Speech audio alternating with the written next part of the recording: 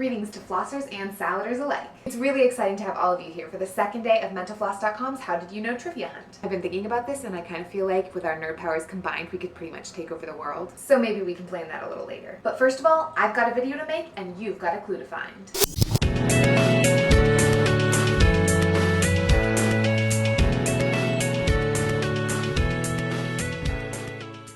For today's video, I'd like to talk about the recently released 6th Harry Potter movie, which of course I went to see at midnight on Tuesday the 14th. And I do have some thoughts and reflections on the film itself that I want to share, but first of all, I'd like to spend a little time talking about the fans. So I've gone to the midnight showing of every Harry Potter movie so far. This is not only because I'm usually so hyped up on anticipation by the time it comes out that if I waited a second longer to watch it than was absolutely necessary, I would most likely explode. Although I'm not gonna lie, that definitely is part of the reason. But it's also because watching a Harry Potter movie, or really any movie, in a theater filled with diehard fans of the story makes for a qualitatively different experience than watching it with your typical random assortment of strangers. When everyone in the theater eats, sleeps, and breathes the movie, a whole different dynamic emerges, wherein the crowd unites into this kind of interconnected entity. And you laugh at a whole different sort of joke, because you're filling in all the blanks with hundreds of pages of omitted backstory. And you know everyone else is doing the same. It's really like you're watching a whole different movie. In fact, I'll even make the somewhat embarrassing admission that I actually went to a midnight showing of the Sex and the City movie, despite the variety of ways that show makes me cringe for the fate of humanity, because of the prospect of precisely the type of interconnected movie watching experience I've been describing. So anyway, here are some of the fabulously enthusiastic fans I watched the Harry Potter movie with. Wingardium Leviosa. Wingardium Leviosa. Expelliarmus. Ridiculous. Lumos. Expecto Patronum. Wingardium Leviosa. Axio 1.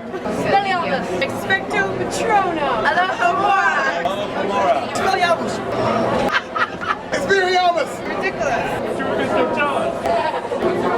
As you can see, it was a pretty awesome crowd. As for the movie itself, it had its pros and cons. They seem to have struggled with finding the right ways and moments to build tension. First of all, for some reason, I think because they were shooting for that PG rating, whenever the Death Eaters appeared, instead of pursuing terrifying and murderous intents until being beaten back at great cost by members of the Order of the Phoenix, they kind of just played a few mischievous pranks before running off into the woods. It's almost like they were a handful of naughty teenagers rather than the most bloodthirsty witches and wizards on Earth finally unleashed after 15 years of imprisonment. And yes, the movie spent an inordinate amount of time focusing on romantic relationships, which many people have been complaining about. But first of all, to a certain extent, that is true to the emphasis of the book itself. And secondly, I was just really pleased that they portrayed these teen romances in such an honest and realistically awkward way, in stark contrast to the super sleek Hollywoodized approach movies typically take, so I didn't mind spending a little extra time in the midst of that. Also, I thought the cinematography was beautiful. And I'm pretty sure the casting director back in 2000 must have had psychic powers of some kind, because the kids have all aged perfectly into their current roles. I was also really delighted by the creative approach and playful acting whenever one of the characters was under the influence of a potion. So, those are my thoughts. Feel free to leave yours in the comments. And Alexandra, I'll see you tomorrow.